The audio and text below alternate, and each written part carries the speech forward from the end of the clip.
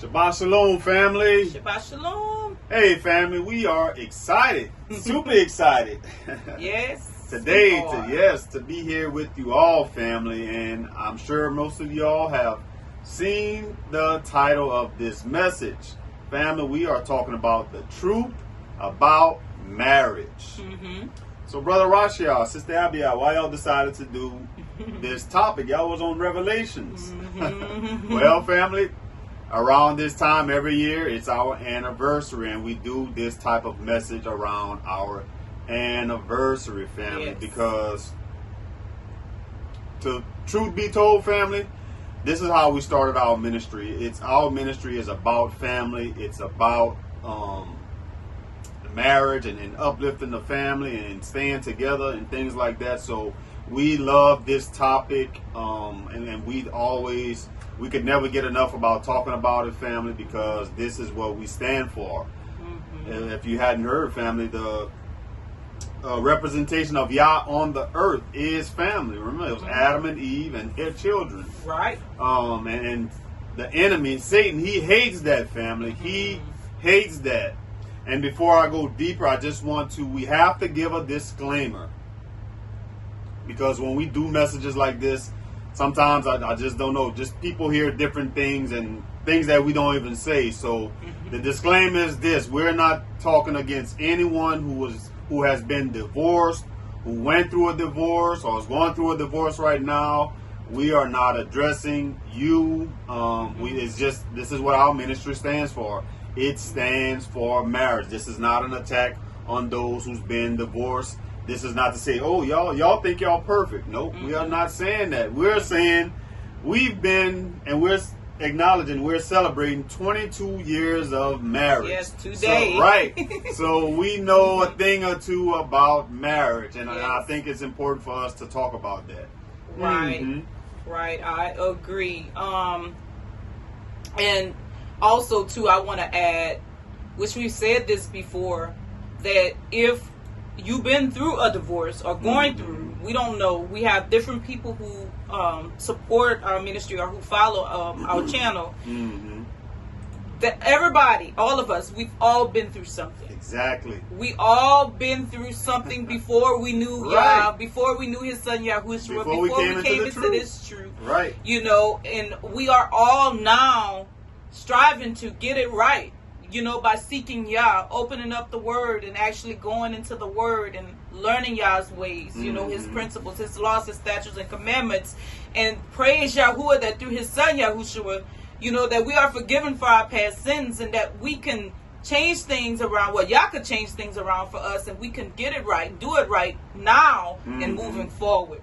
So this is what this walk is really about. Absolutely. Because it says whenever we accept Yahushua, we become a new creation. We are new now. So we're walking in the newness of life through Yahushua. So we just want to say that. Right. And also just to say, I know a lot of you can see that the state of marriage right now is weak in today's society. It's very weak. So this is why we think it's important to address things and talk about certain things when it comes to marriage. Right. You know, because the state of marriage right now, it is weak. And the adversary is warring hard against marriage. As you can see, the agenda that's being pushed so hard right now in these perilous times. Absolutely. And I'm glad you brought that up about this is a part of the walk. If we think about it, family, how this ties into Revelation. Remember, what is it, Revelation 19, when it says Yahushua is going to be united with his bride. So from Genesis all the way to Revelation, Yah uses the analogy of marriage. Right. Yahushua uses the symbolism of marriage throughout the scriptures, family. So it's important. It's important too because marriage talks about what, family? About commitment. That's what we've been talking a lot about lately, about committing to this walk. Right. It's about commitment, family, not only to each other, number one, to Yah, two, to Yahushua, three, to each other, as a husband and wife, brothers and sisters, within this walk, family. So this is why it is important. And like you said, marriage today, it's heavily under attack, family. Right. They promoting this wickedness. Same sex could get married, and not even that. it's not even worth getting married. And we're going to touch on all these things. And this is going to be a message of encouragement for our singles, Right. people who's looking to get married. We're going to give advice on what to look for, what you should do, what we wish we knew before we had gotten married. A lot of people think it's a fairy tale. A lot of people think it's a fairy tale, but marriage takes work. Oh, yes. Marriage takes work. It does. And it's going to be a message, too, for those that's in a marriage now and may be struggling and looking for advice, because we get a lot of those messages, too, from a lot of different people about their marriages and what they should do. Right. So, or wanting advice, seeking advice. Right. So we're going to be touching on a lot of things, like a variety of things, pretty much for everybody. Right. For everybody today. Exactly. And we're not singling anybody out. Right. We're not singling anybody out. I had these stats. I want to read this right quick. This is a stat that I would always like to talk about. And some people say these stats are old, or it's pushing a certain stereotype. But I would say this, family. Marriage is affecting all races, all nationalities. The enemy, what we always say, the enemy don't care what color you are. He just wants you in hell. And if he can get you there, that's how he's going to get you there. It don't matter what color you are. Burning in that lake of fire. That's all he wants for the people of Yah. And matter of fact, just for man, period. Exactly. He hates mankind. He hates human. The enemy, Satan, hates human. He doesn't care. These stats say 1 in 2 marriages in the U.S. ends in divorce.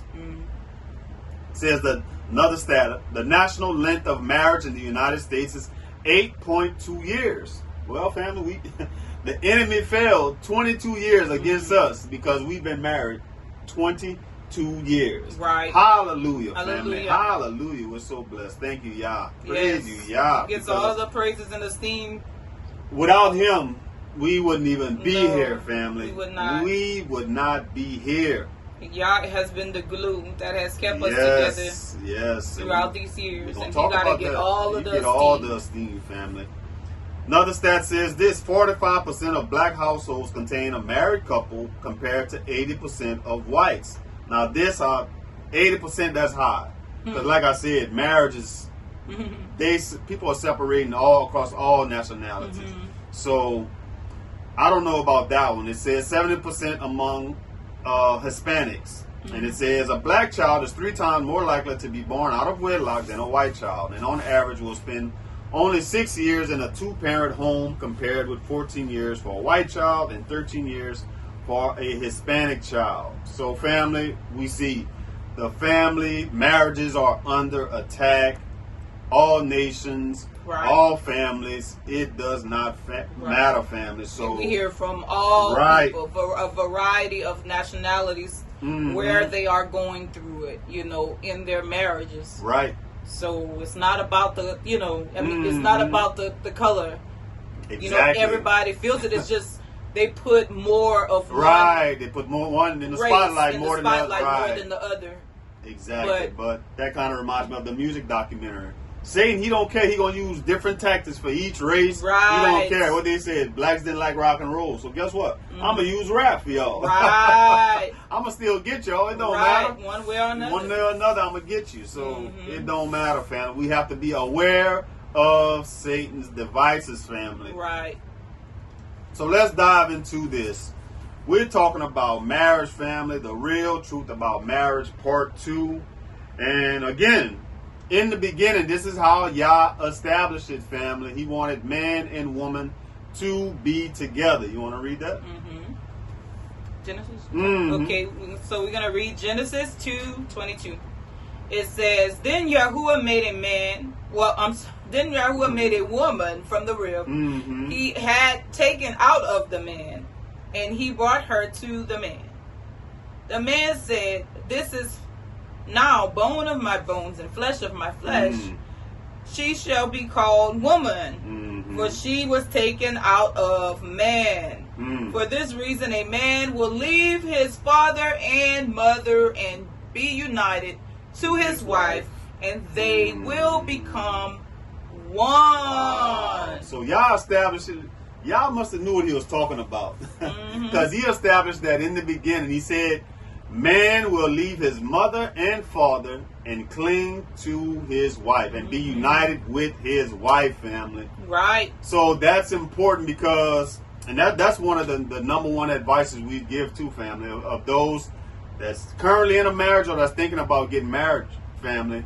We have to set up boundaries around our families, around the extended family, because family, even though we would like this to be true and we would think that our families would want to be happy for us in our marriage, a lot of times, family, they don't want to see us happy. They do not want to see us married because, one, it could be a generational curse. Right. And we're not talking about all families. It just depends on where you come from. But we do know that there's a lot of broken families. Right. So this is what we're addressing. There's a lot. And some of them, they have a history of, like a pattern of divorce. Right. Or broken relationships. Some never been married. It just depends. It's a lot of women in a certain family. Right. No we men. hear it all. Right. Absolutely. It's a matriarchy family. Right. You want to share something? I did. I was just waiting. You was finished? You can go ahead. Okay. I wanted to share something, and I believe we shared it before in the past, but we have new people here on this channel. So I want to share it again. Because right now we know in society there's this I don't need no man thing that's being pushed. This, what we would call it. We would call it a feminist movement. Right. Where the women walk around feeling like, I don't need a man. I don't need a man. And I just want to kind of address that. Because I seen this post and I thought it was very deep. They had two elderly people that was walking, and on this post it had, yes, I do depend on a man. Well, I want to say this too, because I've also seen a banner before with a woman who she had a graduation hat on with a graduation gown, and in the banner it said, I'm not going to quote exact, but I remember it was in these terms. It was like, a man could leave you any day, but he could never take away your education. And I was like, whoa. So it's like, make sure you have that, because your man, I remember in the post it was saying without it, if your man leave you, you're going to have that education to fall on. Right. And so I just want to say this because I said it before. With that type of mentality, that is very dangerous. If you're going to get your education because you want to help your husband and better the family, that's different. If y'all going to come together as a team to provide and help each other within the family. Build together. But if you go into any relationship with a mentality like, I want to have my education. And I want to have my independence. Matter of fact, I remember sharing this with Brother Rasha, because it just came to my mind about a year ago when I heard a woman, and we was in the store, and she was talking on the phone, and she was talking real loud. And she was talking about a trucking business that she was starting. And I remember she was talking to her friend, and she was like, yes, I'm and she's talking loud. She was like, I'm getting my trucks. And she was like, and I'm going to buy me a house first. And she was like, I want to make sure that I get a house first because I seen what my daddy did to my mama. That no good. And she was cursing and everything. And she was like, he just left her. He just up and left her just like that. And she was like, but me, I'm going to make sure I have all of my stuff together, which she was talking vulgar. But she's like, I'm gonna make sure I have all of my stuff together before I get a man. That way, if he leave, I got all my stuff before I married you. So this is what I'm talking about. And it's important to get away from that mentality, because that's coming from a place of brokenness. That's trauma. Because you don't ever want to go into a marriage with that mentality, because you're already setting up that marriage to fail. And yes, so this is what the post said. I'm gonna go back to that post. It had two elderly people on it, and it says, yes, I do depend on a man. My husband and I are a team. He depends on me, and I depend on him. We support each other. That's how marriage is supposed to work. And when I seen that, I was like, this is so powerful. Because what that post is teaching is interdependence. It's really y'all relying on each other as a team. Marriage is a team thing. Exactly. It's supposed to be teamwork. Exactly. Teamwork. Y'all ever heard of teamwork makes the dream work? Right. That's what that made me think about. But really, it's about teamwork. It's no, I'm independent. And you in a marriage and you talking about I'm independent? No, that's coming from a place of brokenness. That means that if a person still has that mentality, they need to do some healing. Mm-hmm. Because in marriage, you're supposed to go into it with, we are a team. And whatever we doing in this marriage is going to be something that we're doing to benefit the marriage and to come together as a team. Absolutely. That's deep, family. That's deep. I hope y'all taking notes on that. Yes. You have to be a team, and this is something we see all the time too. Realizing that when we're fighting, if we're not realizing that we're on the same team, family, and we're fighting, we're arguing against each other. Guess who's winning? Guess who's winning? Only one person. The adversary. Exactly.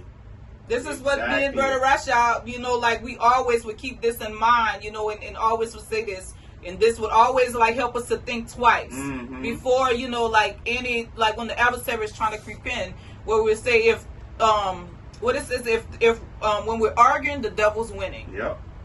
So we just make that, like something that I'll say we make sure that stay in our mind. Right. So that way if ever we see the adversary trying to creep in, we like, no, because he's the only one that's going to be winning in this situation, not us. Yep. And what the scriptures say, we wrestle not against flesh and blood. Absolutely. Yep. So we have to remember those things, family. and talking about how this is sometimes, well, a lot of times you was talking about trauma. A lot of this stuff, family, I read this a while back, and it says something like this, family. It says, many of us, we're acting out parts in a movie and we're acting out a script that we didn't even write. That comes from the childhood trauma. Right. Like how you said, the woman said, oh, this is my mama. I saw what my mama did to my daddy. Well, my daddy did to my mama, but we don't know, she don't know the whole story, what Right. happened. Daddy just could have been no good. That don't mean that your husband going to be like that. But you already had it in your mind that, you know what, now I don't trust a man. So now you carrying that childhood trauma. That's why I got to watch him. I got to watch every man that I get. Right. That doesn't mean that every man is going to be no good. And then sometimes, too, it could have been mama. Exactly. Sometimes I'm just saying, I got to say that, too, because we don't want to just do like we're blaming the man. Blaming the man, right. It can be mama, too. Right. It can be either one. But you don't know the whole story. Exactly. And so now you like you said, you playing it's like a movie being played in your head, and you thinking you know everything, because sometimes parents don't share everything. And I mean, some do, but some don't. They'll keep that line going for years. Remember, I think we had heard a story a while back where the mama had lied to the daughter and made her think that the daddy had did something to her. And yes, we actually seen this, you all. We was so shocked out of our mind. And ever since we seen that, we was like, oh my goodness. They have some people who's dealing with some serious trauma. Yes. They had a mother, you all. And she, because she was molested as a child by her father, her biological father, when she got older, she got married and had children with her husband. So when her and her husband separated, she started telling the daughter that her daddy, which was the woman's husband, molested her. And she kept saying it and kept telling everybody that he molested her. And the girl didn't know how to feel, because she was like, I had a wonderful dad. I don't understand how he can do that to me. And she was like devastated behind this. And the mama was like, I'm telling you, your dad molested you. She made up the story in her mind that the daughter was molested by the father. And she was telling everybody. She even got the authorities involved, and almost had the man to go to jail, saying that he molested the child. And they were doing, they were investigating. They didn't find anything. And so the man went on, they were on a show, and the man was like, I want to take a polygraph. And he was like, because this is how much I want to show my daughter my innocence, that I would never harm her in that way. I would never hurt her. I love my child. Her mama is lying to her. And the mama, when I tell you, the mama didn't want to deny that she was lying. She just kept the story till the end. And he took the polygraph, and everything came out that he was telling the truth. And her daughter broke down so bad that her daughter was broken. She was devastated. She got so angry with her mother and was like, I can't believe you lied to me. And the mother just was quiet. She couldn't even come back and defend her stance, because she knew that she was all that time she was lying. But because of her experience and what she went through, she created that narrative in the life of her daughter with her ex-husband. So we was like, okay, so now we kind of see what happened within the marriage. Because a lot of what she's been through, she brought into the marriage. And come to find out, it was not even true. And the mother had to come out and apologize. And she's like, I'm sorry, it was because of what I went through. You know, I thought he probably did do it. And she was like, but you was telling me, Mom, that you was sure he did. You were sure he did it. You seen it. So she started changing her story, and then come to find out that never happened. That's deep, family. That is deep. And we got some notes here, but Sister Abigail just went there with it, and like I didn't even know we was gonna go there. We can talk about this all day, family. And it's just us having a conversation like we in the living room talking amongst each other, family. So this is how we are doing it today, family. And that's so deep what you just said, because let's talk about that a little bit. When you said she brought that into the relationship, that's one thing that we want to touch on, family. That those that's looking to get married, those that's struggling within their marriage now, just realizing that you husband and wife, y'all are both coming from two different backgrounds, and y'all are trying to make that gel. That is going to take some work. That is going to take some work, family. We have to be patient, have a large dose of grace and mercy with each other, because that takes work, family. Absolutely. The same dose of grace and mercy that you want y'all to have is going to have to take place. If not, you are going to struggle in that marriage. That is very important. That is very important. I wanted to say something, but it kind of like slipped my mind when I said this. What is it? It may come back. I'm sorry. I wanted to say something, but it slipped my mind. It'll come back. Yeah, that's deep. Man, you were saying something I want to touch on too. Just thinking about how within a marriage, there's two people that have to come together. We have to have a large dose of grace, family, because if we don't, and that's what the enemy knows. Because a lot of times, what the world tells us, if you're not happy, guess what? You can leave. Oh, they're not making me happy. I just want to be happy. Family, our life is based off of more than one emotion. The world tells you that you have to be happy. But what about patience? What about long suffering? What about all these other things? These are the emotions. These are the feelings. Is what our children are supposed to see. Showing how to bear with each other. Right. How to love on one another. You came up with it? I did. I was just waiting. I was just waiting for you. Actually, I wanted to, because I wrote it down. I didn't want to forget again. I want to say this, because there are some people, we've seen it before, who came from a solid foundation. Right. Who had both parents. Who had their mother and their father, and they seen long marriages. They seen good marriages. Count yourself blessed. Yes. You saw that. We've seen it. But we just want to say this is not the majority. Oh, that's not the normal. You don't see a lot of it. It happens. You see where they have daughters who have great relationships with their dads. Great relationships with the moms, both sides, and their parents, they were together for a long time. And like I said, and they had a wonderful marriage. Don't mean they didn't go through some things like maybe disagreements, but it appeared that they had decent marriages. But we just want to say that is not the majority. Right. So we are talking to the majority. Right. Right. Who come from brokenness. That's what we want to say too. We did an excellent lesson on that when we're talking about healing our childhood traumas and the things that we bring into our marriages, the things that we still struggling with as humans, as a person. Just cleansing ourselves, asking y'all to cleanse those things, cleanse those generational curses, family. Right. That is important. Very important. Very important. Very important. And we was talking about, families being involved with marriages and how you have to set up boundaries because they're going to get involved, family. And a lot of times, like what you were saying it earlier too, we're not saying if you have a bad marriage and your family not looking out for you.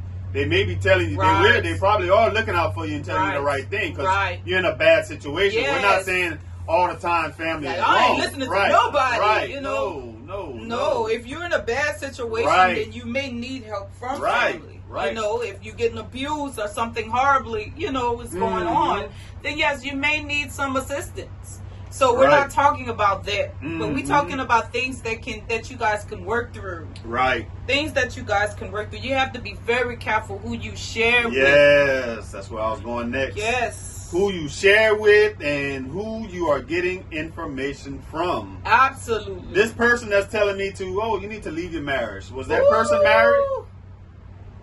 Have they been single their whole life, but they telling me not to be long-suffering with my spouse, not to be patient, not to show them love, to be humble. We're going to talk about that too, to humble myself. Right. We have to be careful who we listen to, family. What is their background? Right. The advice that we get, family, and then we were kind of tripping out on this the other day because sometimes, family, Sister Abby and I, we just trip out on some of the things we see. Sometimes we have believers that we are getting advice and we're taking advice and making decisions from worldly people. So these people don't have a clue about Yah. And we're making judgments, we're making life decisions from worldly people. Right. You did a video a while back about the woman giving marriage advice. Oh yes, this was the name of the message that I did. It was why women are losing interest in getting married. I did two, you all. I did that one, and I also did Proverbs 31 woman. Right. I just want to mention that I did. Some of you may not know that Sister Abby, I had some messages out. I have some messages like that. It's in our playlist, our marriage playlist. But it was why women are losing interest in getting married. And this lady here was in her early 50s. I'm not going to go through the whole thing because I actually commentated on it in the message why women are losing interest in getting married. But it was so devastating to see the woman's mentality and that she had so many women following her. When I tell you following her, and like she said she was giving advice to these women for free. These young women, I was like, whoa. Free. And she was, her thing was, what she was saying is any woman that is over the age of 40 is crazy. They are stupid to even want to be married. This is what she said. She said they're stupid and they're crazy to want to be married after the age of 40. What? And then she comes back and then she says, she said in my age, she said, I just want a friend. She said, I don't want to be tied to no man. I just want a friend to have fun with, and then you go home and let me do my thing. Now you think about that.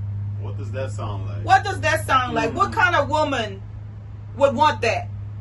I mean, what kind of man would entertain that? If we are spiritual, then we should know. We know exactly. We know. And we are grown-ups. So we are grown-ups.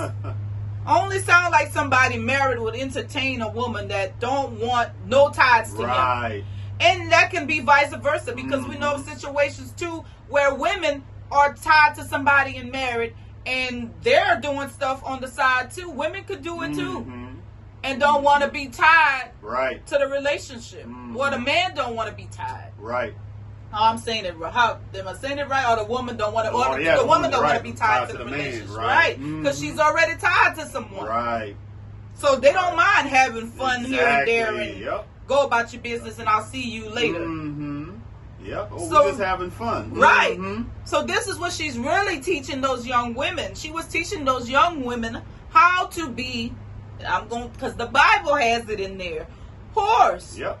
And we're just being honest. We keep it real here. And I was like, oh my goodness, how can you tell somebody that they are crazy if they want to be married after the age of 40. When I know women after the age of 40 who I went to school with, and some I didn't go to school with who's older than that, who I've witnessed, they got married. In their 40s. And happily married.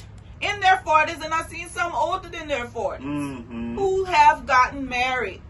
That is foolishness.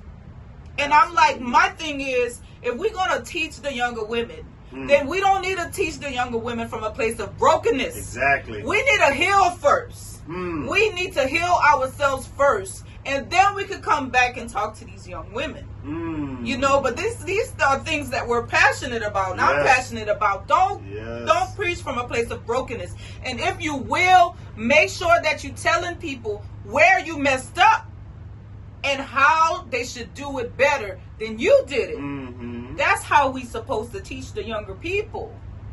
But it was just shocking to see. And so many women were following her and was like, yes. And she was like, I counsel so many women for free. You can call me. And it just sounds like somebody that's just bored. And what they say, the blind leading the blind. Blind lead the blind. So don't take advice. The reason why we sharing this is don't take advice from everybody. Look at the source, family. Look at the source. At the source. So how does that look for men? Like, that was a great example about the woman. We all remember Kevin Samuels, right? Oh boy. Kevin Samuels had a lot of men. I'm an alpha male. You know, they have brothers that like. Right, I know. Oh, they love some Kevin Samuels. Now, the only thing I give him right that he was right about was the expectations that the women had. Right. The women's was, they looking for a 6-figure man or high, whatever term they put on it. Man with a lot of money. So that was the standard that's how I know I had a good life. Right. Right. We say this, family. Do each of you have Yah? Yah have to be at the center. It don't matter what amount of money. You got that scripture from Sirach? It don't matter how much money you have, how poor you are. If y'all got Yah, and y'all content in Yah, that's what's going to hold y'all through. That's what's going to make the marriage be strong. Because guess what? They got a lot of rich people that's getting divorced. A lot of what they call, what's the term you said? High dollar, no, high value man. Yes. High value man. We just read one the other day. Who got divorced? Judge Mathis. Right. How long? 29 years? 29. Well, is it 29 or 30? 39. I don't know, but I know it's a lot. It might be 29. He's a high valued man, family. Right. And who filed for divorce? His wife. His wife. So it didn't matter that they was rich, right? No. She filed for divorce. She filed for divorce. So again, Very then true. going back to Kevin Samuel, why are we taking advice, especially if we calling ourselves believers? We taking advice from a worldly person. Brother not even married. Brother not even married, but I'm going to take my marital advice from him. Goes back to the woman, she not even married. So, but you're going to tell these other women how to conduct themselves? Right. Absolutely. It was 39 years for 39 years? 39 years. Almost 40 years of marriage. But you are right.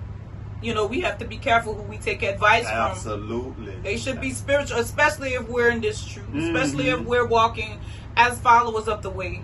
We should be taking advice from people who are spiritual. Because we know how Kevin Samuels died. You know, he was not spiritual. Nope. You know, but we know there was some truth to what he was saying. So we're not saying that. But it was also some things, too, that he was saying that was kind of like a little harsh. Yeah, a lot of what he said. Some women, right. Well, he's telling a woman, if you too old to get nobody looking for you. I think it's late in their 40s. You just said examples of women in their 40s. I've seen it. Over the age of 40. Getting married. Yes. Doing well. Yes. Their husbands love them. They love their husbands. So that is not true. That's not true. That is from a worldly perspective. But again, and that's just how the adversary works. Yep. He'll mix some truth with some falsehood. So that's why things, advice that we listen to have to be spiritual. It still has to align with the word. Exactly. Exactly. You got that Sirach scripture? I do. I do, yeah. Yeah, that's a good one. You was reading that to me earlier. I was like, wow, that's deep. That's deep, family. Yes, we have to be careful who we are getting advice from, family. Absolutely. And we're going to touch on, because a lot of people write to us about advice and help and stuff like that. We're going to share that later on what to do when reaching out to us. Right. This is from Sirach, you all. Sirach chapter 26. And we're going to be reading from verse 1 to 4. Sirach 6. Chapter 26. 26. And it's verse 1 through 4. And it says, happy the husband of a good wife. The number of his days will be doubled. A loyal wife brings joy to her husband, and he will finish his years in peace. A good wife is a generous gift bestowed upon him who fears the Most High. Hallelujah. Whether rich or poor. Y'all listen to this. Hear that, family. Listen. Whether rich or poor, his heart is content. A smile ever on his face. This is deep. Says whether rich or poor. Now, how many women do you know, have you all heard of where they are putting pressure on their husbands and telling them, you gotta have 6 figures, or we gotta have this big old house, we have to have these fancy cars, we have to be living it up, living the life of luxury, right? Making her husband work his tail to the bone. And they have some women, if the husband, we've seen that before on a court show years ago, where the man, he won the woman over by buying stuff for her. I think she went over to the man's brother. Right, all right. By buying her. Right. And when he couldn't do it anymore, she went to the next one. Went to the next one. She left him. But the fact that they came into the marriage, the relationship like that, and then into the marriage like that, where he bought her. And and she was like, well, I'm spoiled now, so you got to keep doing it. You got to keep buying me this. I got to keep this lifestyle. But when you start a marriage like that, it's very hard to pull away from it. And if you fall on hard times, it's going to be hard for that person to understand that I got to be there for my husband or my wife. And let me come in and try to help them. Right. Well, y'all can build together. Right. Again, that's where that interdependence go. But that's why it's important the way that you start that foundation. Right. And that's why we always say, too, family, and we did a lesson on this, too, talking about how to pick a spouse. Again, that's in that marriage playlist. Y'all want to check it out.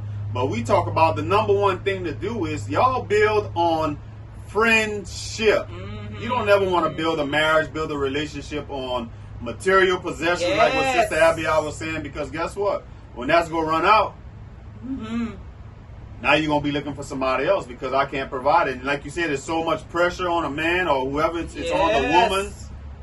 They're like, oh, I can't keep going at this pace. Right. Can't do it. Right. And this is what we teach our children as well, for them to build on friendship. Because, and let me tell you, when you don't build on friendship and you rush in a relationship, eventually you're going to start becoming aggravated with each other when you hang around each other for long periods of times. So the little bitty things that they do going to aggravate you. They're going to add. Now this here comes to, I'm going to say this. Never shack up without marriage. Right. Do you all hear this? Do not shack up. And you're not married. Right. What the old people say, they test driving before they buying it. Woo! What they say? Did y'all hear Brother Never in a car for free. Did y'all hear him? No. This is the truth. Don't do it, family. Never do it. Build on friendship and make sure you do it Yah's way. Have a healthy foundation. Yes. Do it Yah's way. Never shack up before marriage, because let me tell you, you are setting yourself up for failure. Yep. Because you move too fast. Eventually, playing wife and playing husband, eventually, you're going to start getting aggravated with him. He's going to start getting aggravated with you. He's going to start seeing your imperfections. It's just the truth. Oh, yeah. Everything going to start agitating. Yep. You know what? I got enough of this one. I'm going on to the next one. Yep. milking the cow for free. You guys, I'm sure if we adults, we've heard that term, milking the cow for free. Well, they started with that for a reason. It's because it's true. It really exists. Right. Be married first. Don't shack up if you're not married. Absolutely. And listen, again, we got to give the disclaimer, family. Oh, you guys think y'all are perfect. No, we saying don't do it the right way. Do it the right way. That's just like this example. A man, he goes to prison. Is it right for a man to come out of prison and then he advise another young man, say, you know what, you're not going to be a man unless you go to prison? No, you should tell that young man, don't go there. It's hell. I was locked up. I lost my freedom. You don't want to go through that. Yes. Tell them to go the right way, and that's what we're doing. Listen, we said it earlier, we've all made mistakes. We've all come from something. We're saying it now, we know better, now we can do better. Exactly. That's different if you didn't know better. Right. And you did it wrong, and then you learned better, and now you're doing it right. Or you're teaching others to do it right, and you're going to do it right moving forward. That's a totally different story than, just walking around saying nobody's perfect, who you supposed to be. No, when you learn, then you're supposed to do better, and then you teach others, what you learned. Right? So we learn a lot of what me and Brother Rasha speak is because we are speaking from a place of experience and also from things we've seen coming up around us. A lot of what we've seen. So this is what we're talking about. Right. And this is real life. Real life. Real life. Real life. There's no better way to put it, but then don't shack up. Because guess what? When we're doing it what we're doing, if we're believers, we're going to take it to the word. Fornicate. Yep. Absolutely. Fornicate. That's the truth, family. And let's build on this, not shacking up. Let's say, family, some more advice. Don't hop into a marriage or thinking that you're going to get married and you're going to change the person. Don't, once we get married, no, they're going to change. Or I'm going to mold this person into the person I want them to be. It don't work like that, family. Look, what Sister Abigail said, that person going to end up resenting you. Oh, yes. They're going to resent you. So this is what we said in that lesson about picking the right partner. That's why you build on friendship. That way that you can see, okay, these things we'll agree upon. The big things we'll agree upon. You know what? They got this little quirk. I can live with that. Right. It's not so bad. They do this little thing I don't like. I can live with that. But the big things, we have to be in agreement on that. Yes. Our faith, our belief. Yes. We have to be in agreement. It can't be, one an atheist and then one, I'm a believer. Right. Well, I don't know how that's going to work, family. Right. I don't know how that's going to work because you don't want to get on the word. Right. Over your life, but you still going to go through some heartache. Right. And pain, some suffering. You got to do it God's way, you all. Again, we're preaching from a place of healing. And so we're trying to talk to people who want to do it right and who want healing in their relationships, who want healing in their marriages. Well, in order to get that healing, you got to do it right. Because if you don't do it right, you are opening up that relationship to attacks. Absolutely. Attacks. Absolutely. Let me read a couple of verses talking about a wife, a good wife, family. Proverbs 12:4, it says, a wife of noble character is her husband's crown, but a disgraceful wife is like decay in his bones. Oh, my.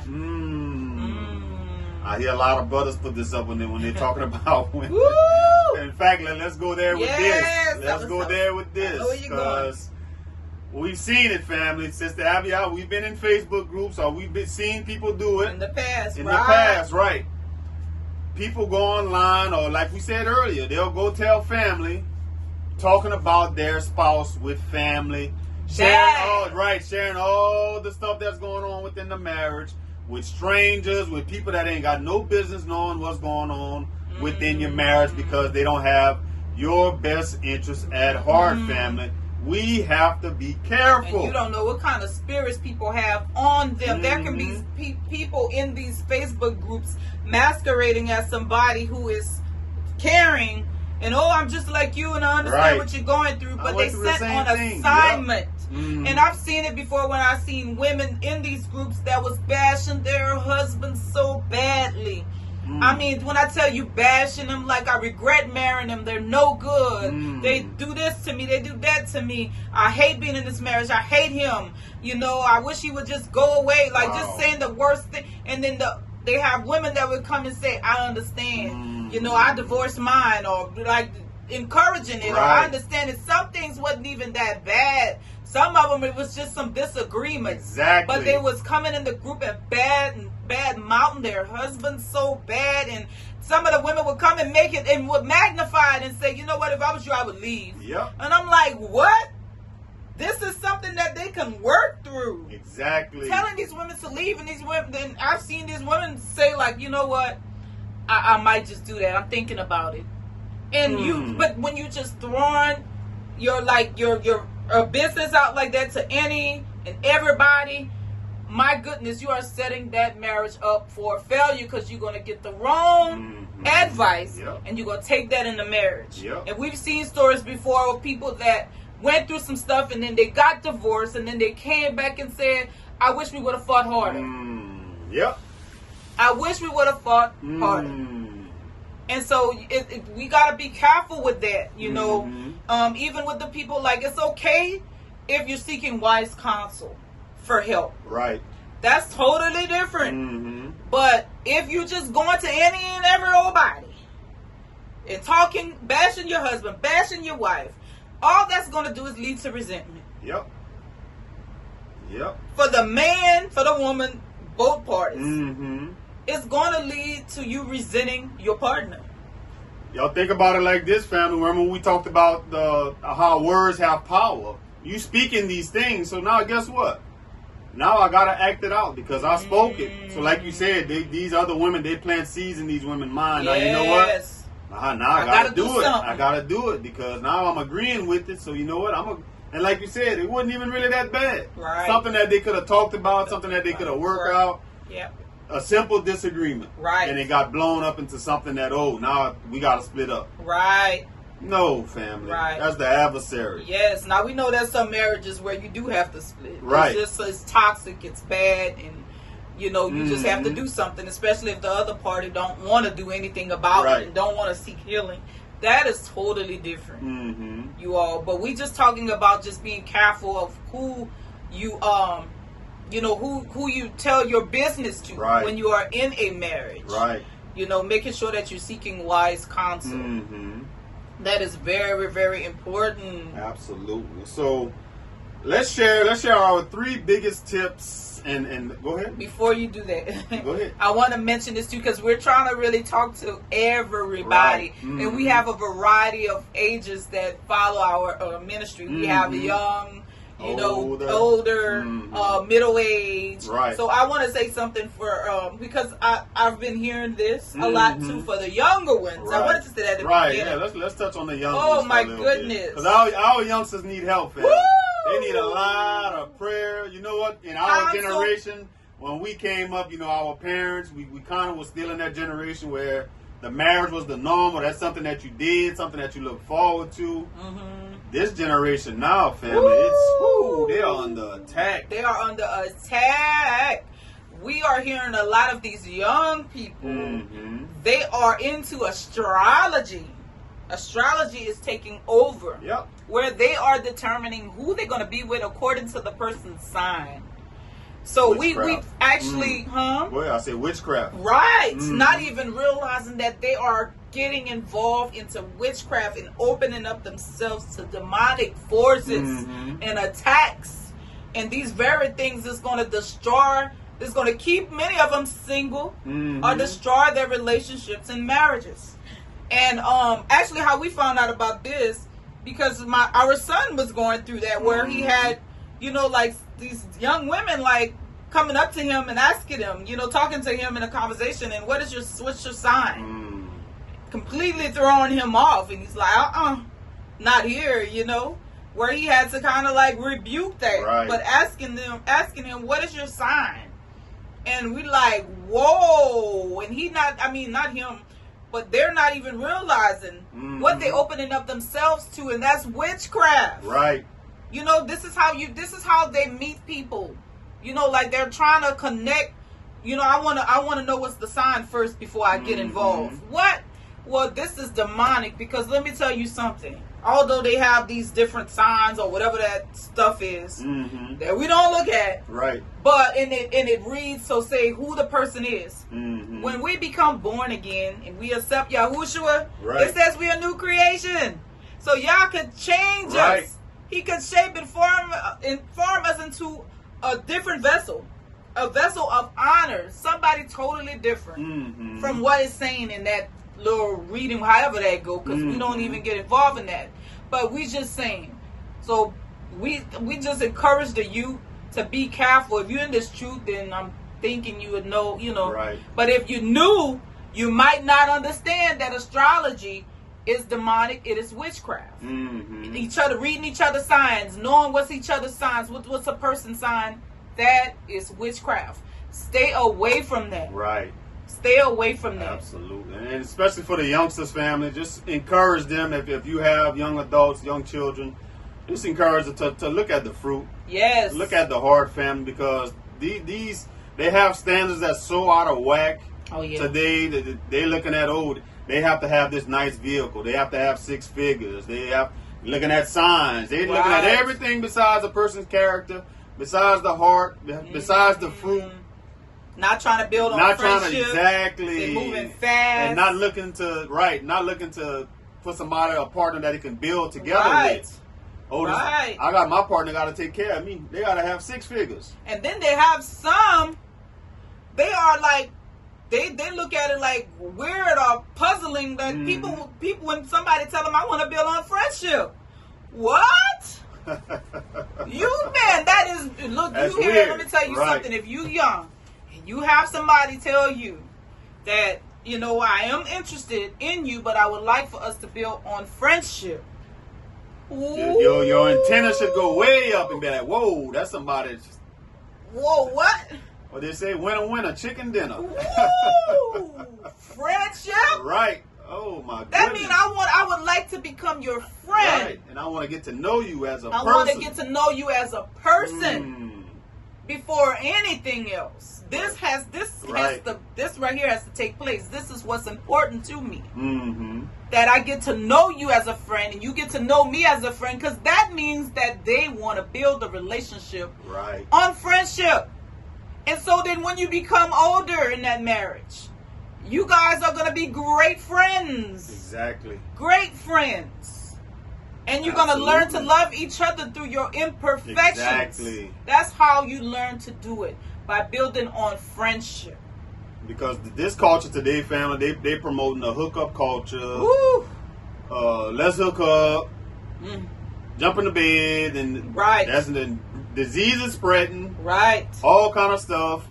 Leaving with packages that they didn't want. Then they come up unwanted pregnancies and all kind of bad stuff can happen, family. So let's teach our children how to do it the right way. Absolutely. And I want to say this. Me and Brother Rashad, we have a lot of things in common, but we also could be opposite in some areas, and we laugh at that sometimes. Like certain things I might like to drink or eat, and he be like, I don't care for that. Right? He's like, I wouldn't need that, and me vice versa. Right. But the main things we have always had in common is our goals, our admirations of our family, like wanting the family life.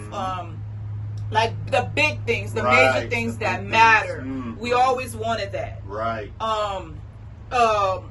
Homes. I know, like you mentioned that before too. Like you always wanted. Homeschool or stay-at-home mom for your kids and stuff like that. So it was kind of like me and Brother Rashad had a lot in common when it came to the big things. Right. But the little small things, a lot of things, we were, we wasn't always on the same page. We had to compromise in some areas. Exactly. This is important. A lot of times, opposites is okay. Yep. Opposites. I don't know if you guys heard opposites attract. Opposites is okay. Sometimes if you too much alike, that can be chaos. Right. It can be chaos because you need something to balance, for you guys to balance each other out. You got two strong-minded people, and somebody got to be humble. Somebody got to be humble. Somebody got to be humble. And a lot of times through the humble one, the one that might be strong-minded, they start that's what helps them to see where they wrong and see their faults and like, oh my goodness, something is wrong. You know, they start looking at themselves. And so I'm saying it has to be a balance. Two strong-minded people will not make it, or they're gonna struggle all the way to the end. And two independent people will not make it. But our thing is to bring it together and to heal from all of that. To where you're interdependent. You want to heal from all of that. But we're just saying, like, if you're too much alike, it's nothing wrong with having things in common, but like your big goals. But small things is you're gonna have to be able to compromise to, because you're coming from different backgrounds. Exactly. So let's touch on that. Our 3 biggest tips and the glue that kept us together. And we kind of talked about this before, but we're gonna expound on it again and again. We're gonna keep repeating the same thing, family, because it's important, and we can't hear enough of this. We can't get enough, and to be reminded of what's important. So our tip number 1, family, what held everything together, how we lasted 22 years. Yah has to be first, family. Number 1. Number 1. Y'all both have to have that in common. Number 1. Why? One thing I know, if Sister Abigail got Yah first, I know that everything else is going to take care of itself. Everything else is going to fall in line. Sister Abigail know, if I got Yah first, she going to get taken care of. Oh, yes. She don't have to worry about nothing. Because guess what? Yah is teaching us. He going to tell us the right way to go. He's going to tell us the right things to do. Yah going to tell us, you know what, you was wrong in that situation. You need to go apologize. Oh, you need to submit. Letting go of the control. Letting go of the control. Let Yah be family. In control. That is very important. What they was saying, they say you want to win the war or you want to win the battle. Remember, the war is against the families. So you're going to destroy your family because you won that one battle with your wife. But you was right, but the family broke up. Gotta think about it, family. Is it really worth it? You willing to die on that little small battle and blow up everything and let the enemy win? Think about it, family. And again, we're not dismissing anybody that got a divorce or none of that stuff like that. Again, we all come from something, family. We wasn't always in this truth. Now we know better, so we do better. And we don't know the whole story of situations.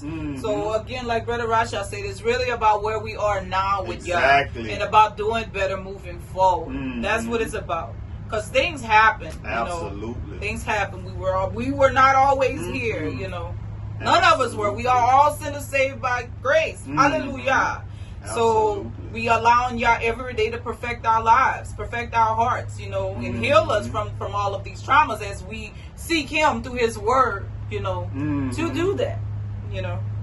And through Yahuwah, can't leave Him out. And I don't know if you want to share something or if you have something for the women, but I want to say this for the men. I always talk about this. Family, the biggest for my men, for my brothers, the biggest attack on the men that's going after the men is pornography. That's what's splitting up families. That's what's splitting marriages. That's what Satan is using to distract the men. Pornography, family. My men you can't look at it as, no, I'm not really doing it because it's not a real person. No. Fornicating. It's you are you are partaking in prostitution. That's just like you go and get a prostitute, giving her $50 or whatever you would pay her to sleep with her. You killing yourself spiritually. Absolutely. And your spirit man, exactly. With demons. David warned Solomon about this when he wrote it in Proverbs 6:23. It says, "For the commandment is a lamp and the law a light. Reproofs of instructions are the way of life." Verse 24, it says, keep you from the evil woman, from the flattering tongue of a seductress. Do not lust after her beauty in your heart. That's what Satan do, family. You put all these images of women in front of you. Well, y'all gotta do like men. We gotta do like Joseph. Flee. Don't sit around. I'm not partaking in it. No, flee. It says, not nor let her allure you with her eyelids. For, verse 26, for by means of a harlot, a man is reduced to a crust of bread. And an adulteress will prey upon his precious life. Now listen to this, family, and this is what I say all the time. Verse 27, can a man take fire into his bosom and his clothes not be burned? So we cannot play with this, men. Flee from it. Don't think, I'm going to just peek. Nah, just this one time and I'm done. Do not take fire into your bosom. You're going to get burned. 1 + 1 = 2. There's no way around it. Verse 28, can one walk on hot coals and his feet not be seared? This is David telling Solomon, don't even go down that road. You are walking into a trap. Right. You're going to destroy yourself. That's what Satan using against the men, family. Right. We have to do better. Absolutely. We have to do better. That's his #1 tactic, family. Right. And for the women, I would say the independent stuff, the feminist movement. Right. We have to be able to be in tune with our femininity, and it's important for women to understand that part. You know, about the walk, how our power is in our femininity. Right. It's not in a feminist thing of being a feminist and. I'm independent and I don't need no man, and even though I have one, I don't need him and this and that. Like, really, we need a man whether we in a marriage or not. Right. Because there's some things a man could do that we can't do, and vice versa. Some things we can do a man can't do. They can't bear children. Thank you. So if there's some things we can do a man can't do, then that means that it goes both ways. Both ways. You know. Both ways. So that's important to understand that. Just letting go of that strong spirit. You know, that strong spirit, meaning like, again, like I don't need no man, and just trying to assert authority over the man. That right there. Right. That's the adversary. That's the adversary. Yes, we gotta and if you've been through that, where you came from that or whatever, or you know, it could be from what you've seen coming up, or you know, this things that was placed upon you, generational things. Then we gotta seek Yah, you know, for healing in that area. You know, to humble us in that area, because He definitely can. But that's important. That right there, because we need to be humble. We need to be able to be in something like to submit. Right. But that goes both ways. Yeah, absolutely. When it comes to submission as well. Yes, we got scripture for that. Right, because a woman, and especially I'm talking about a spiritual woman who knows Shah, shouldn't be just submitting to any man. Because if the man is telling you to sin and to do wickedness, you know, and you know that that's going to affect your relationship with Yah, then that's a whole different story. You should not be submitting to that. We're supposed to submit ourselves to Yah first above all. So that's how that works. I'm not going to submit to wickedness. Right. Absolutely. Truth, family, truth. But that's #1, family. The #1 tip. Yah has to be first. If anything is coming in between between me and Yah and within the marriage, we have to cut it off.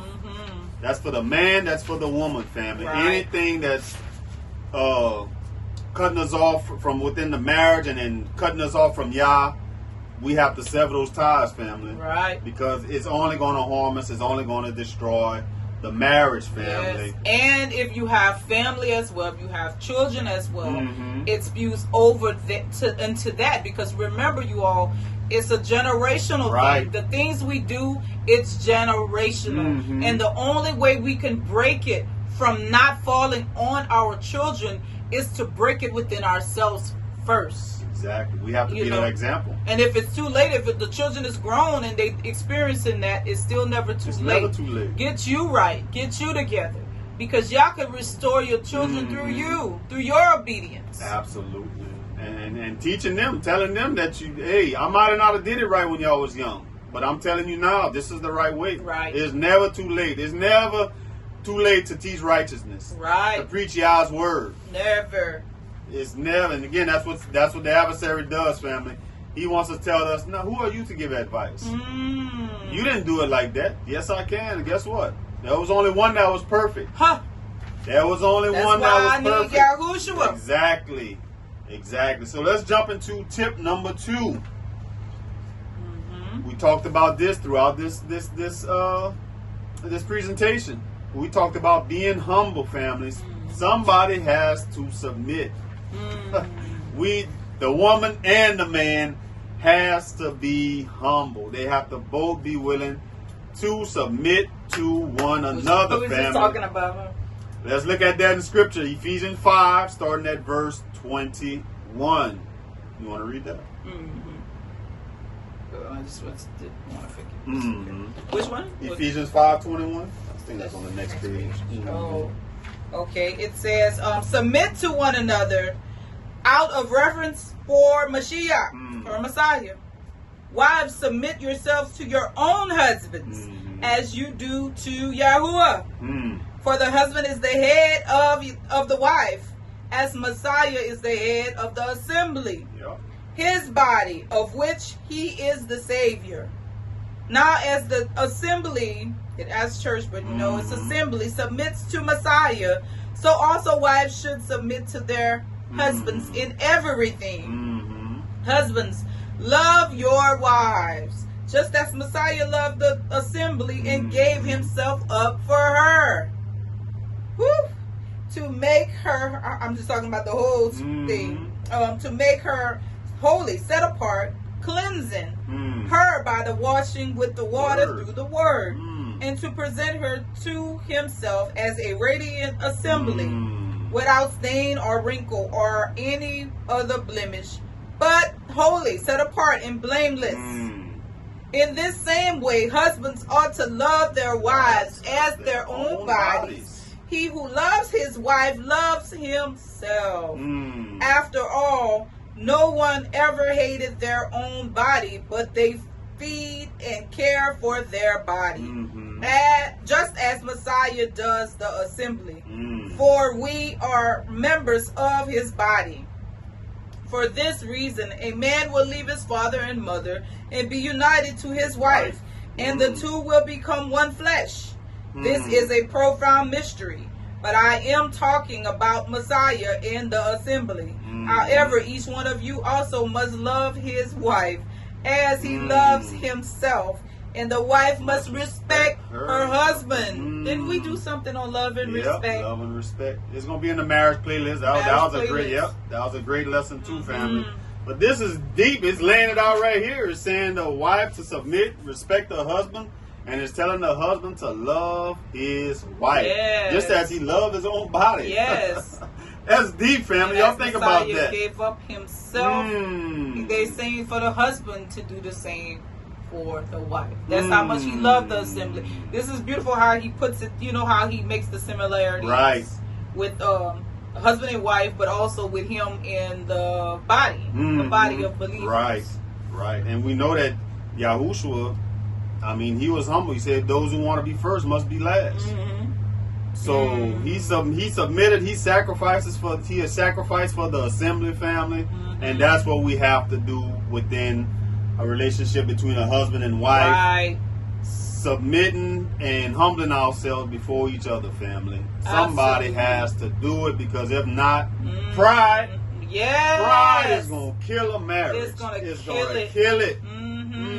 Very true, because it's impossible to be humble when there's pride in the marriage.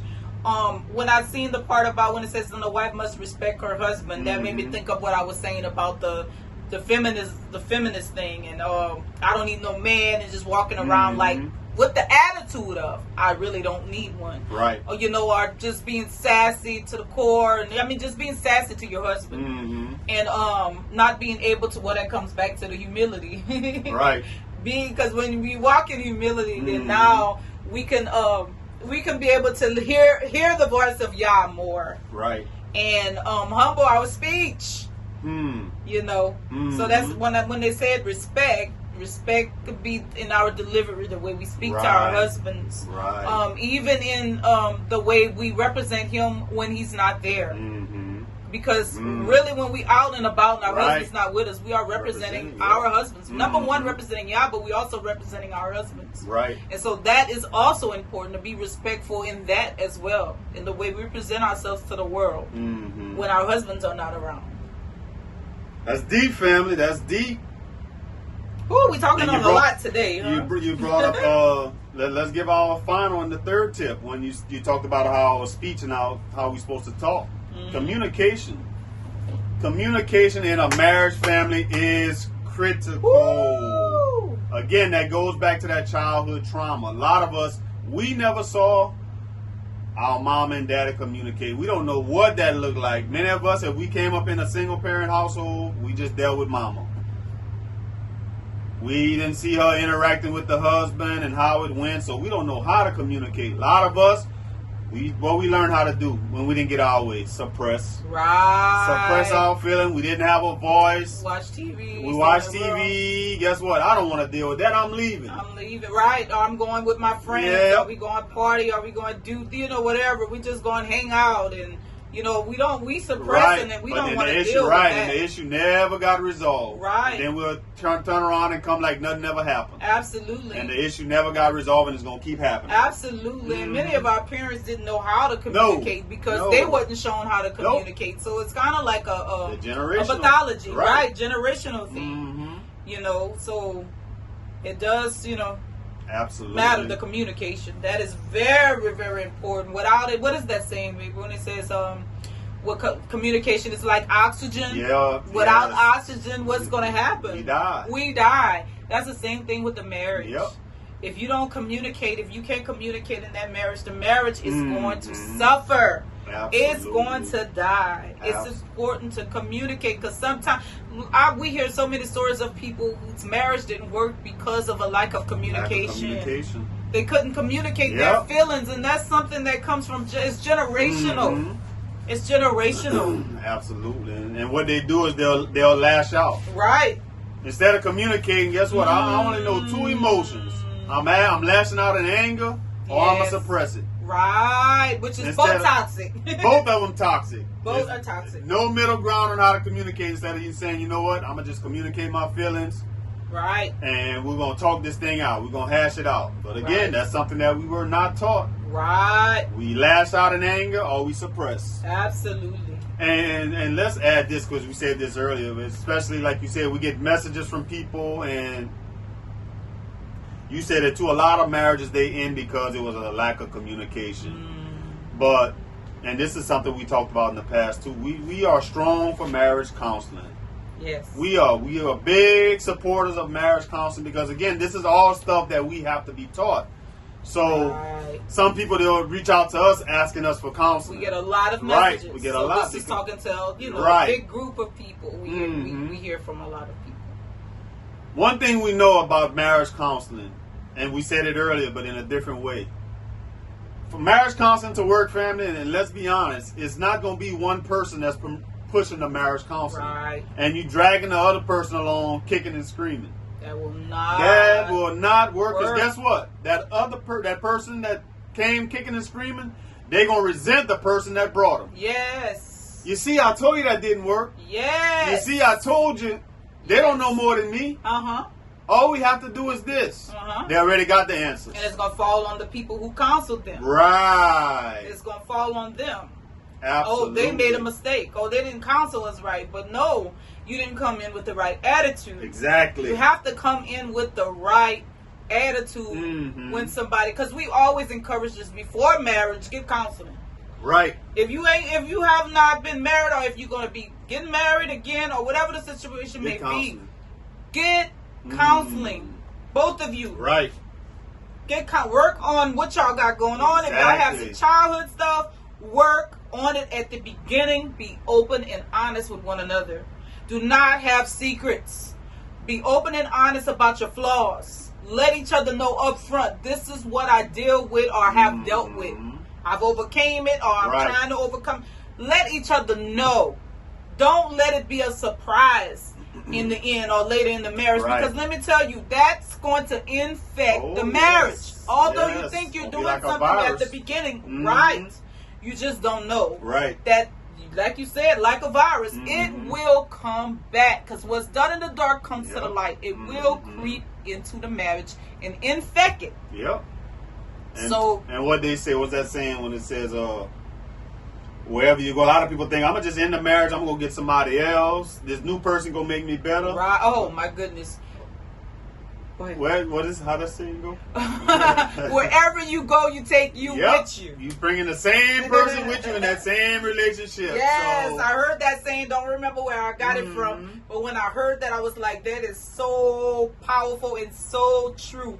Wherever any of us go, we take us with us. exactly. So if you going and you leaving toxic, you gonna go into another one toxic. Exactly. And you're going to repeat the same pathology. The same things are going to creep into that relationship. So it's better to deal with it at the beginning. That's Deal right. with it right now.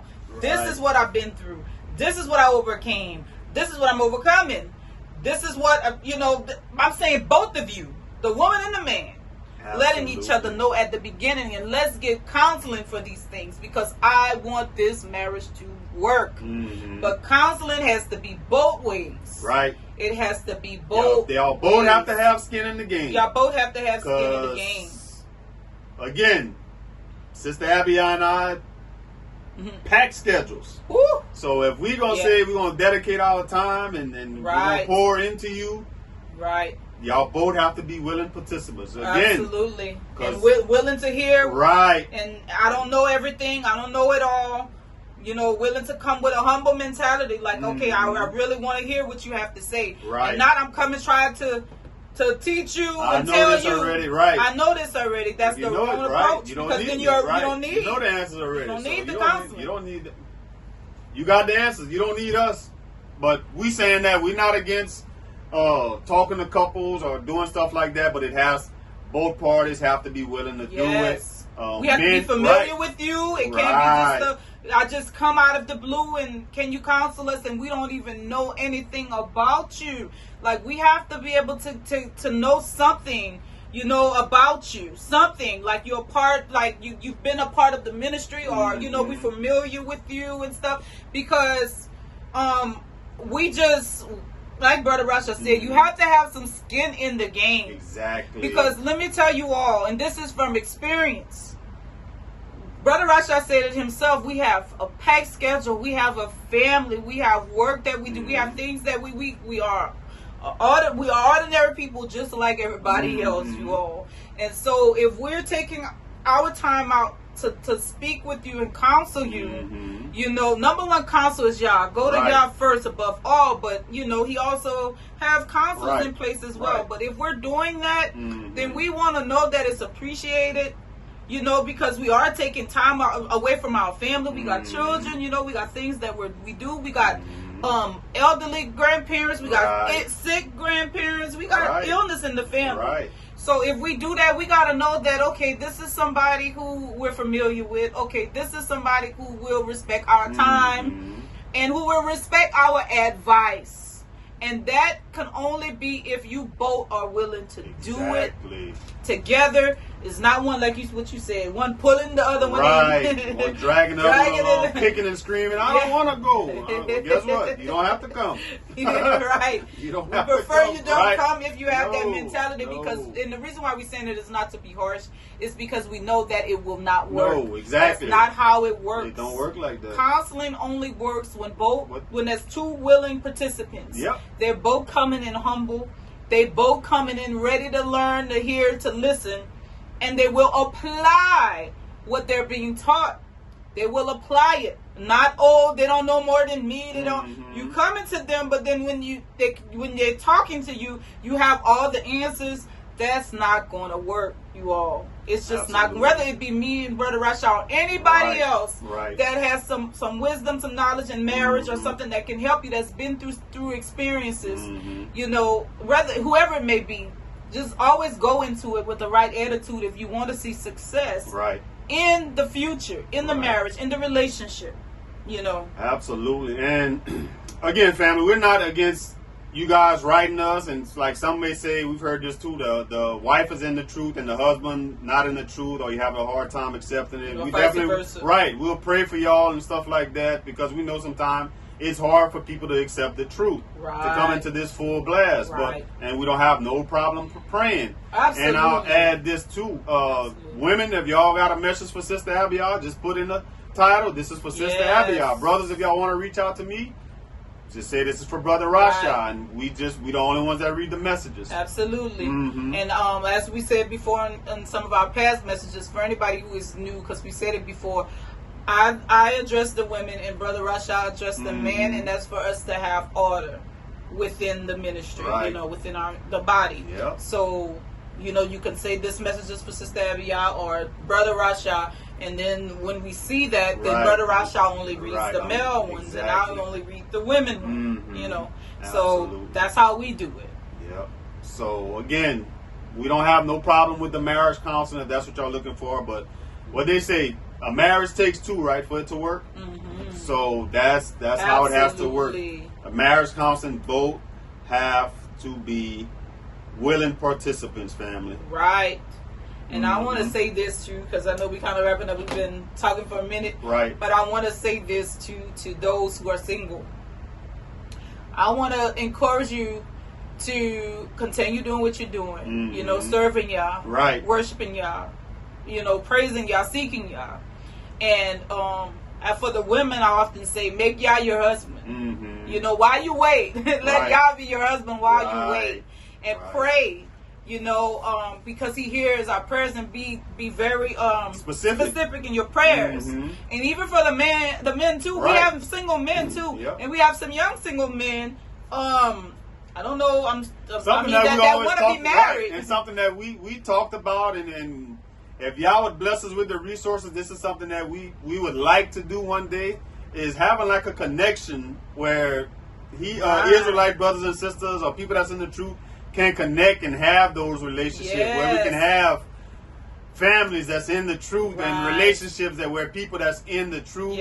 That way you don't have to worry about, well, now I got to try to convince this person and all that. Because a lot of people, they always ask us, how can I connect with people? And we just always say like Facebook.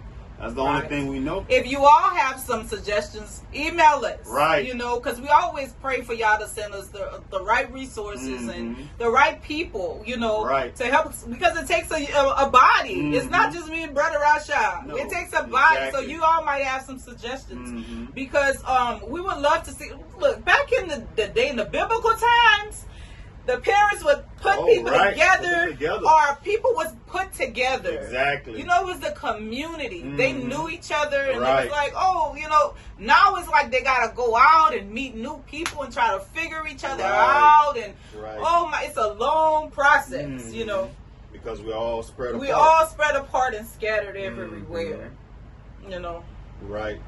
Yes. But I was saying. For the women, I'm going back to that because sometimes I'm scattered. But yes, make y'all your husband. Let him be your husband while you wait. And he's gonna send you the right person. He will send you the right person. Yeah, you're talking about being specific. You pray that y'all, in your prayers for the men and for the women. Pray that y'all send you that person that specifically that he has for you. Absolutely. For them, I don't want to address the men, but I know it's important for both parties to be devoted to Yah first. Because like I said, we've heard men too who are anticipating marriage, younger men, older men, I'm sure too. We don't know. We don't know what everybody, but we've heard it. And so just being specific in your prayers and what you ask Yah for. And for the women, I would just say, the expectations don't have to be to the sky. It's okay to have expectations, but it don't have to touch the sky. Because I'm seeing a lot of that too with a lot of the young girls today. But I just feel like, I know that many of them have not been taught a right way. Many of us have not. Many of them are not, spiritual, so they don't understand. But like where the expectations is so high that it's impossible for anybody to reach it. What I mean by that is being what me and Brother Rasha was talking about earlier. Some things you're gonna have to compromise As long as it's not you compromising your morals, your beliefs, right, your walk with Yah, that is totally different. But some things you're gonna have to compromise on. Right. And it's just figuring those things out and praying and asking Yah to direct your steps. Because there's a lot of I'ma just say, but I don't want to compare what's going on here to the world, but we got people that's coming out of the world into the truth too now. And some of the stuff I've seen, oh my goodness, when it comes to the young girls and their expectations, I'm like, baby, no, that's not healthy. Right. You want too much, and I'm like, are you willing to give that same thing? Exactly. You got to ask yourself this, and this is for whether it be a woman or a man. If you want this particular woman or wife or husband, are you willing to be that same thing for them? Exactly. Make sure that your expectations for them is not higher than what it is for yourself. Exactly. But and also make sure too that the expectations is something that aligns with Yah's word, and you're not just going on what you was taught by mom or daddy, and I'm saying, and it was toxic. Right. Absolutely. So that was pretty much our lesson, family. Again, this is something that we kind of made it a custom, somewhat a tradition of every year for our anniversary we come out defending marriage, defending family, and how important it is, family, because the adversary, he is relentless, but guess what? Yah is greater. Right. Yah is stronger. Right. Absolutely. Yep. So very, very true. We hope that this was edifying and encouraging to you all, family, not to give up, not to lose hope, but to keep pushing, family. Right. And just don't give up. Don't give up, family. So we hope you all. You want to read that one? We didn't read this one. You can read it. It's First Peter. You think that's?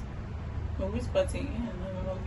Nah, that's good. It was kind of said what we were saying about submitting. Okay. Yeah. Right. That's good. Yep. Again, family, we hope that it was edifying, and we want you all to enjoy the rest of your Shabbat. And we'll talk to you all next week, family. All right, you all. All right. Shalom.